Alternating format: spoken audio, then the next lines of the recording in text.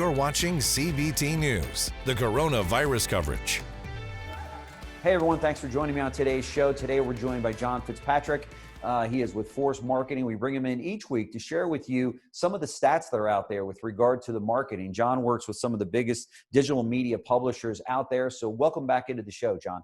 Thanks for having me. So what's going on out there?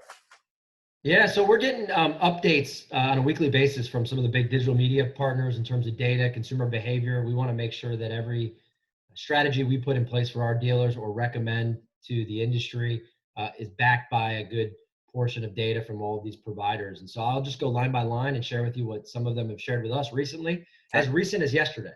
YouTube has shared that they are seeing a 39% increase in the growth of the watch time for volume brands. So the big volume brands are seeing a 39% increase. And this makes a lot of sense with some statistics we've shared with you guys before about digital media consumption being up 50%. Streaming media is up 12% week over week. So just in the last few weeks alone, you're seeing over 20% of streaming media engagement, which is just huge. And obviously YouTube sort of fits within that category. Right. I guess it makes sense with everybody at home, right? That's what they're doing. Yeah, it sure does.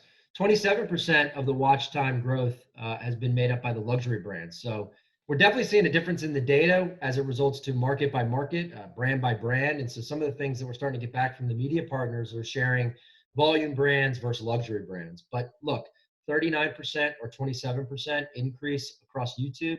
I think we can all pay attention to that. Those type of statistics, they're big. Google has shared with us that there's been a 250% increase on searches for topics like, is it a good time to buy a car? So a 250% increase on that. 250% increase on, is it a good time to buy a car? Wow. And, I shared with your viewers last week that, folks have, for a while now, they look at Google as a person. They kind of ask Google a question. They think Google's gonna have every right answer. Like we do with our phones now, Siri.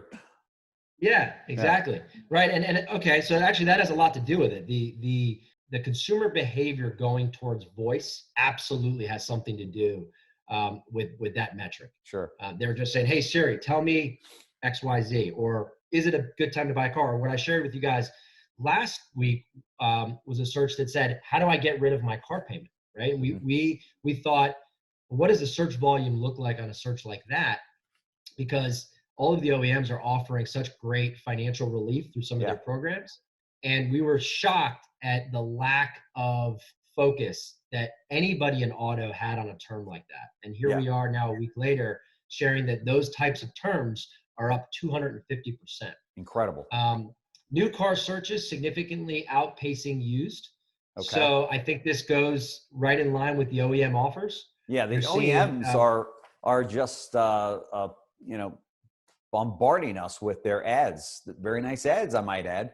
Right, and so we're seeing that kind of go in line with our theory that the financial relief piece of this puzzle, the OEMs did have an answer for consumers, and so they're going to drive more new car demand than used car demand. It also goes in line with, your interview yesterday or a few days ago with Dale Pollack, who was sharing his concerns on the used car market. And, and as drastic as the data that he is seeing, that, hey, you got to sort of liquidate all used cars just across the board because he doesn't see the demand for it. And on top of that, their values are dropping almost daily.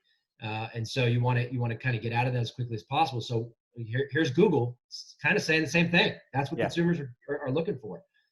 They were also sharing that if you look at trends state by state, they vary greatly. This kind of talks about what I said earlier, which makes sense. We're hearing about this on the news. And just to give you an idea, service-related searches are down. Service-related searches are down 74% in Illinois. However, they're up 85% in North Carolina. So think about the difference. Yeah. Down 74% in Illinois, up 85% in North Carolina. So is that because one's a hot spot in Chicago and that area, and then in North Carolina, perhaps it's not? and the regulations that the governors have put in place, or the mayors of the cities, Sure. or the different dynamics that are happening in their hyper local markets. And so I think a few Right. weeks ago we shared with you the dealer's focus needs to be more hyper local than ever before. Right. And again, here we are seeing statistics that fall in line with that. That's right. Tier 1 site visits are increasing, and this makes sense again, right? The OEMs have really strong offers, so you're going to see Tier 1 get more volume activity than maybe they would before. However, the endemics are still down. And so that sort of goes in line with the thought process that the OEMs have come out with such powerful messaging. But it also, in our belief, is that also follows sort of the pullback that the Tier 3 dealers have had across their ad spends in a local market, right? Mm-hmm. If for so long, especially on Google, and this has sort of been a separate argument, has been, why are we allowing Google to let Tier 3 dollars, Tier 2 and Tier 1 combat each other, right, and drive up the cost of that particular click? Sure. Well, what you're starting to see is, because the Tier 3 dealers have pulled back on their marketing reins to the tune of anywhere from 40 to 80% in the dealers that we've seen, the OEMs have sort of increased the messaging at that same time. And so on a supply demand, on an intent-based platform like Google, you're going to see Tier 1 sites get a larger volume of the share because the Tier 3 folks are not there. Right. Right. And so if I'm a Tier 3 dealer, here's what I take away from that. Wow, this is an opportunity to gain market share. Sure. If market share is a thought process that you've always thought about, how can I get more than my fair share of the pie? I cannot tell you enough that the data supports that time is right now. Right. Right. Let's look at Bing. Bing said that their Tier 1 clicks have dropped 11% week over week, but they are 26% better than this time last year. Okay. So they're seeing a little difference in the week over week comparison, but still up 26% year over year. Parts and service clicks have increased for the first time in 4 weeks, and they're up double digits. So their week over week Bing data is telling us that parts and service searches on their platform are up 10% week over week, and it's the first time they've seen that type of increase in over 4 weeks. So some of the dealers that have been asking us, is it time to get back in if I've been dark, or if I've only had maybe 15 or 20% of my normal budget in play? Right. Some of the statistics like that might suggest that it should be. Again, we want to be very focused. This is parts and service, and this is only on Bing. And so there's an opportunity there. Yeah, for sure.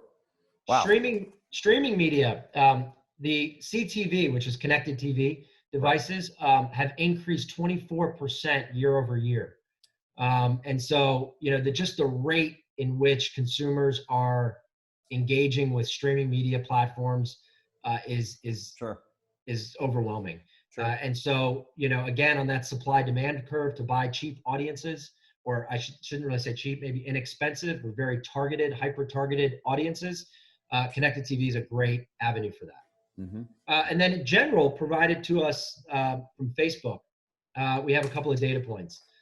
38% of consumers reduce or stop taking public transportation due to coronavirus, and Facebook is seeing that on their platform. And nearly half of them are using their cars instead of driving alone to run necessary errands. And so they're seeing that folks that used to take mass transit, now they're in a car. And so this might point to some areas of opportunity.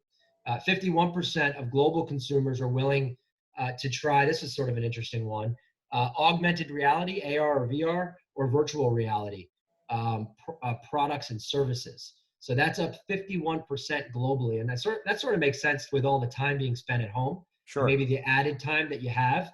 You're saying, okay, well, before maybe I wasn't as interested in trying a new product or service that's wrapped around augmented reality or virtual reality. Now all of a sudden you are. Yeah. So I thought that was an interesting component, especially shared from Facebook, right? That's right. That's right. When you think about Facebook as a platform and how to creatively get to the consumer on Facebook, that might be another area that you might want to lean into. Yeah. We have a bunch of other data shared to us from Facebook, but they've asked that we sort of keep that to the agency level for now. Okay. But we're asking them that as soon as they allow us to open that up, we can start sharing some of those data points with your viewers. So be on the lookout for that. Great. Great. We appreciate it. Well, and we appreciate you coming in each week with these stats, because I know that we get a lot of positive comments and feedback from the dealers that value this segment, because they want to know what's going on out there with their consumers. And clearly, most all the dealers that I speak to here on CBT News, they are selling and servicing cars. They're doing it differently than ever before. Some are doing it at the rate of 70% of this time last year. Some are having sales that are 20% of this time last year, and then everything in between. So the car market is still alive, obviously not what it once was, but people are out there still buying cars in the midst of all of this. So to that point, I actually have a slide that was shared with us from ComScore, and I believe Google. And we can share this with you, so you can put it on the screen. And I'll just sort of read through it. It says, while there is an overall decline in search demand and in-market new vehicle shoppers, we know that has gone down a bit.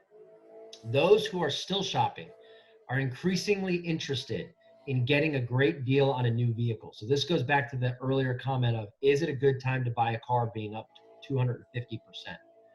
We're seeing that searches like truck deals are up 44%, or car deals are up 23%, or best car deals are up 13%.